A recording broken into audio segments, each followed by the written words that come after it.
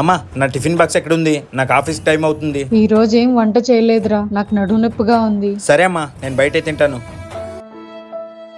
అమ్మా నేను మధ్యాహ్నం కూడా తినలేదు, ఏదైనా ఉంటే తినడానికి పెట్టమ్మా. పొద్దున్న పడుకున్నాను రా, నేను ఇప్పటి వరకు అస్సలు లేవలేదు. ఈ నడుము నొప్పి ఏంటో గానీ తట్టుకోలేకపోతున్నాను. అవునా, రామ్మా, నాకు తెలిసిన ఒక హాస్పిటల్ ఉంది, వెళ్దాం. అమ్మో, హాస్పిటలా? నేను రానురా. ఎందుకమ్మా, ఏమైంది?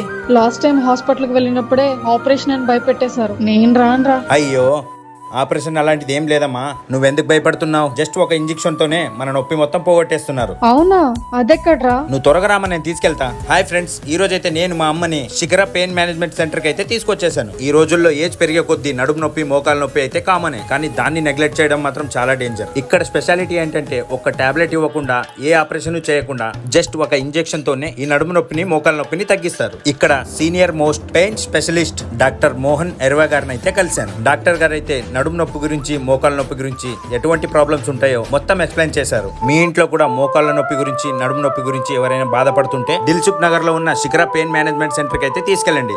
మరిన్ని డీటెయిల్స్ కోసం స్క్రీన్ మీద కనిపిస్తున్న నంబర్ కి కాంటాక్ట్ అవ్వండి.